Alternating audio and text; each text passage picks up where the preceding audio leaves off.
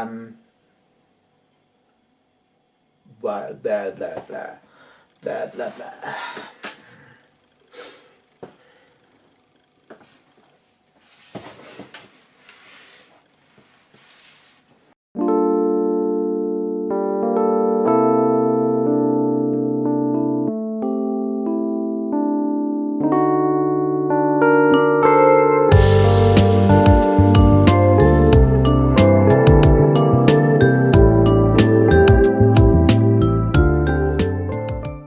Hello again, and welcome to another episode of March Payne's Midlife Dolly Crisis. Today is a kind of unboxing video, but basically it's going to be showing you a doll that you've already seen, but you've never seen her stock, and you've never seen her in her stock. So today I'm going to be kind of unboxing my Takara Blythe Cloud9 bowl doll. She was my very first stock Blythe. At the beginning of this year, which is 2021, I started to buy fake Blythe dolls from AliExpress, and I wasn't sure if I was going to move on to buying stock dolls, mainly because they were expensive, and also because I wasn't really sure if I kind of wanted to take that leap. Nothing really grabbed me in a way that I thought, oh yes, I have to have that doll. And then I saw a video of someone unboxing Cloud9, and I thought, yes, that's the doll that I want. You will see why, because I'm going to show you all of her stock. I'm going to show you her dressed up in what she came with. So here we are. So this is Cloud9 here. Let me show you her box first before we actually look at her properly. So the box, as you can see, is very retro looking. Obviously, because she's Cloud9 bowl, we have a bowling theme going on here. So there are like pins on the box and kind of retro design. There's a cat motif as well. The kind of checkerboard thing, that is quite kind of like, you know, 1950s Americana. There's a label up here which states that she was a Toys R Us exclusive. So I don't know if that means that she's very rare. I do still see her online a bit. So presumably she's not impossible to get. I bought mine secondhand from eBay. I got her for a very good price. She seemed expensive at the time, but having seen how much other dolls go for, she was actually a pretty good price. She had been displayed. I mean, she's a doll. She should be seen, she should be viewed, I think. I'm not the kind of person that would keep something in a box forever. I understand why people do that, but it's just not what I'm interested in when it comes to dolls, necessarily. So yeah, so here is the box. Obviously the motif of the bowls goes all the way around, and we've got this kind of checkerboard thing going on. It's a really cute box.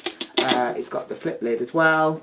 So obviously she would actually look really good if she was kept in there as well, which is nice. It's, you know, it's great for display, and obviously it saves having to dust them. I guess I just like, you know, I like the whole tactile thing of being able to pick her up and you know, dress her and stuff like that. So here she is. So this is Cloud9. She is a very pretty doll. Obviously, as soon as I saw her in this outfit when she was unboxed on the video that I watched, and the glasses and everything, I kind of knew that I had to have this doll. This was the one that really kind of set me off into wanting a stock Blythe doll. The kind of 50s look, I've mentioned before how I really like the whole 60s look, but I think that this kind of 50s look is so cute. And it's very kind of like, it's very sort of Grease, and, you know, it's very kind of American of that sort of era, which I think a lot of people are still fascinated with. And also, you know, the whole kind of music scene of early rock and roll and stuff like that. Bowling obviously kind of goes hand in hand in that as well. Because that was kind of when it became such a, you know, a huge thing, and the fashions and everything that kind of went with that. So yeah, so as I say, she was secondhand, and she had been on display. Unfortunately, obviously, if something's on display, even if it's not in direct sunlight, you're still going to have some fading. And I'm going to remove her glasses now. There we go. So yeah, her face has faded a bit. I don't know if you're going to be able to see that properly.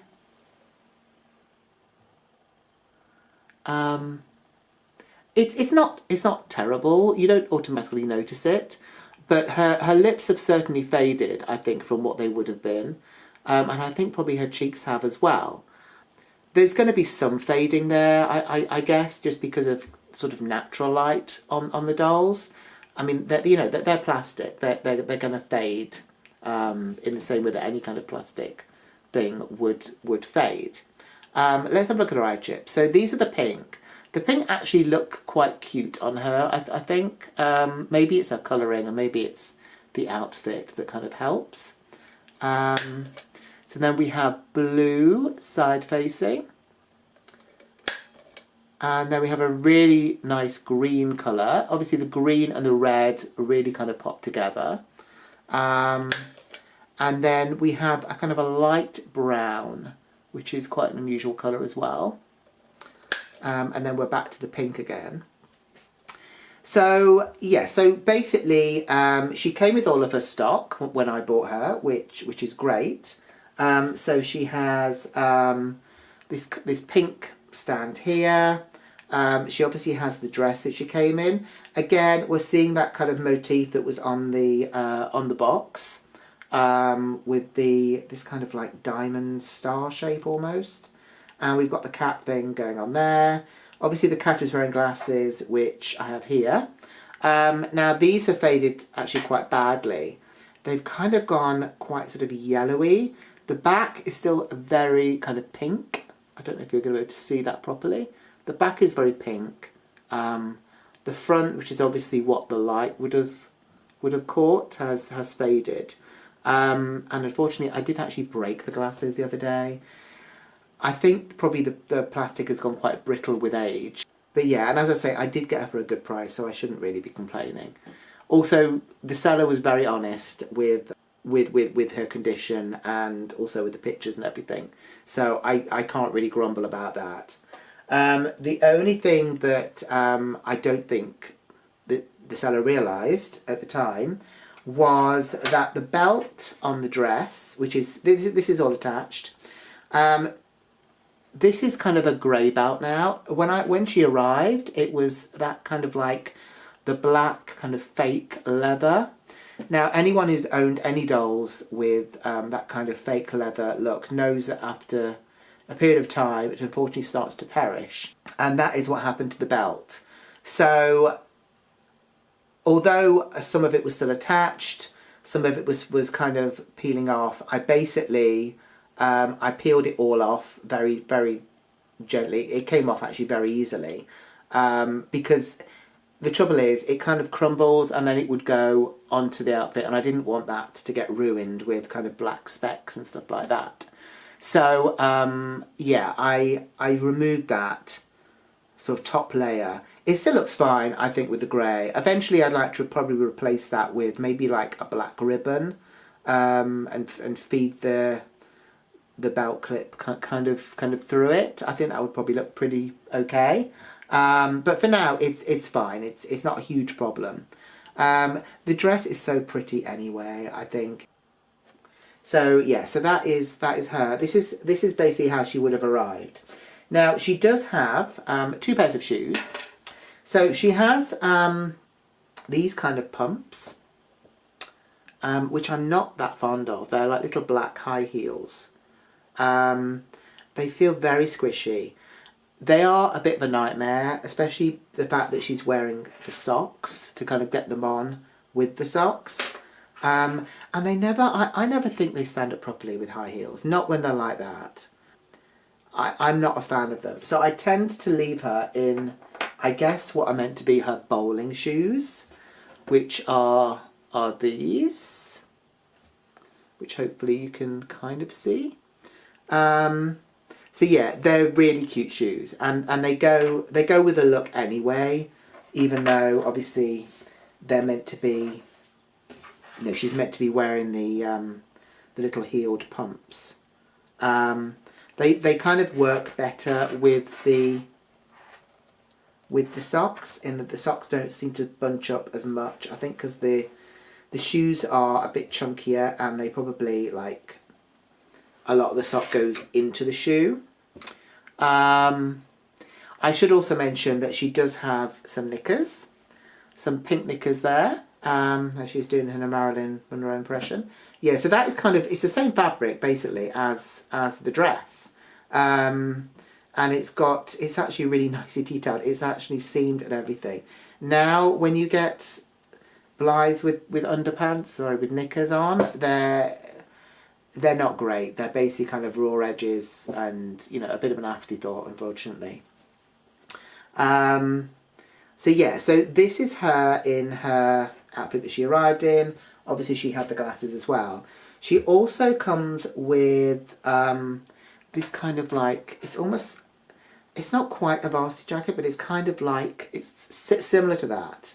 It's a very kind of 50s look. Again, we've got this cat motif, which is on the breast there. It's got this kind of pink stripe down it. It's got the tiniest little buttons, which are so adorable. You kind of don't even see them, to be honest. And it does up by a kind of a hook and eye thing there. There's nothing on the back, it's just plain. I will put her in this and we can see. I kind of think for this to work best, you almost need to put the bow that's behind her neck, because basically this is kind of like a halter neck dress in that it does up at the back with a bow. Oops. But yeah, I think for this to sort of sit nicely, you almost have to try and tuck that right down the back. Her hair also has a habit of just falling in her face, but it's such a beautiful colour, and it looks great on camera. It probably looks a bit less bright in real life, but I've seen some pictures that people have posted online of her, and it really pops. This colour photographed so well. And obviously it's kind of like, it's a really nice hairdo in that it's not just this sort of straight hair. It's got layers, you know, and it's just a nice hairdo.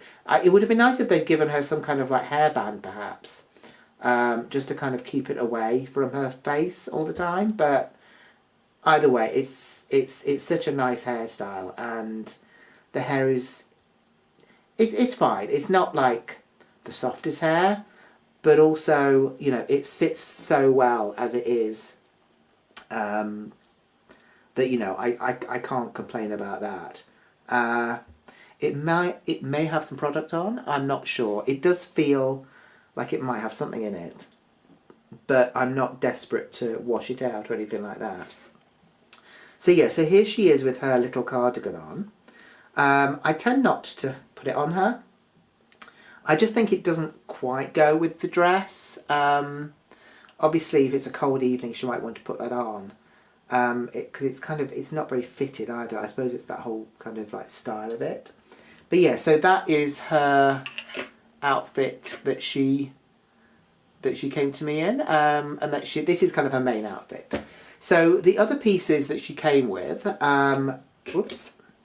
were a pair of kind of like bowling shorts, I guess, and a bowling shirt, which again, we've got that whole sort of motif on it with the kind of diamonds on it. And we have the back, which has Blythe on it, written on it, and it has bowling pins as well. So, I have quickly dressed her in her bowling outfit, which is, again, a very cute look for her. I do prefer the dress. There's also really nice, again, there's really tiny buttons on this shirt, And it kind of does up with those sort of like invisible snaps. Unfortunately, you can kind of see the top one a bit. But there's just such a lovely attention to detail on this outfit, as well as the other one, which I don't think you kind of get so much now, unfortunately. I kind of think it would have been nice if, not necessarily given her a bowling ball, as that probably would have been easily lost, but maybe like a bowling bag or something like that, something that would have gone with it. But you know what? She had the glasses, so I guess we can't really complain. I'm going to put the glasses back on her now and hope they don't break on me again. There we go. So she's ready to go bowling. So yeah, the information about her is, so this is from the My Doll Collection app, which I find really useful for finding out what each doll comes with and what their face molds is and their hair colours and stuff like that. So there's a description of her here. She's dressed in retro bowling fashion, and as you can see, Cloud9 Bowl loves to bowl. Every weekend she goes to the bowling alley with her friends, dressed in her cute 1950s fashion. Bowling pins are printed on the back of her pink and black bowling shirt, which they are, there they are. You can barely see now because her hair's in the way. She also wears her gingham pattern capri pants. Are they capri pants? They just look like long shorts. I thought capri was longer than that, almost like pedal pushers, or clam diggers. I don't know. Maybe they are. And lace-up shoes to complete her retro casual bowling look. So obviously they're mentioning the shoes as well, which again, I really like the shoes, and they do match the kind of the gingham pattern that are on the shorts, or whatever we're calling them. After bowling, she changed into her pink and black diamond pattern party dress, accented with a cute ribbon on the chest. The doll comes with pumps, socks, glasses, and a cardigan. She has auburn hair that has a slight flip on the end. Her eyeshadow is teal with pink blush and pink lips, looking very young and pretty. So it then goes on to say basically her face type is superior mould, which is SBL. I don't really know that much about the different moulds. Obviously, I think if you look at them, you can tell, but you know, I'm not that worried or bothered about them. So yeah, so the other thing that she came with as well in the box was one of these cards, which they all seemed to come with originally.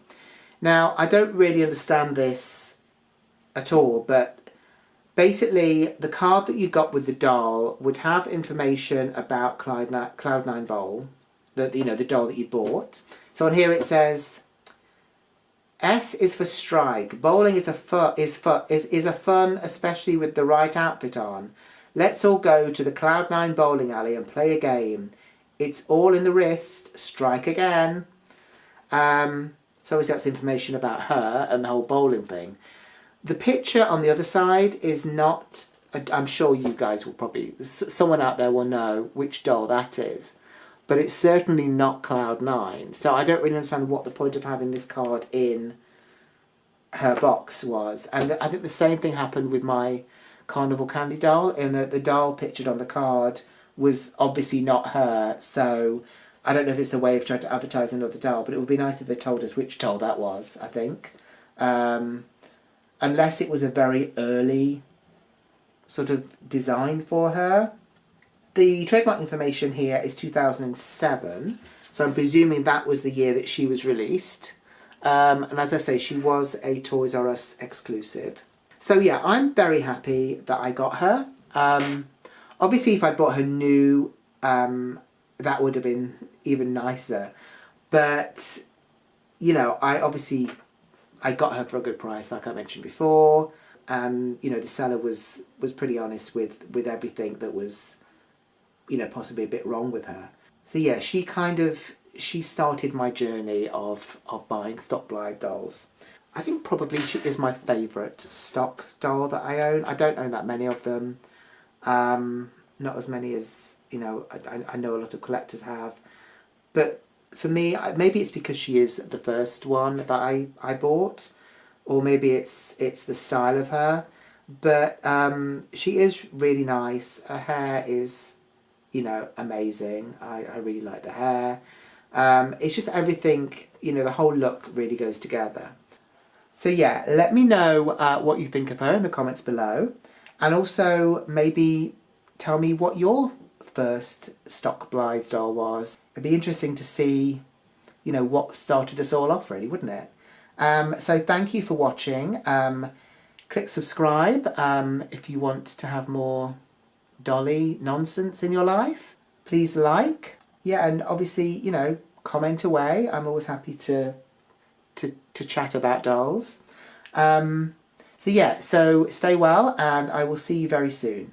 Thanks for watching. Bye.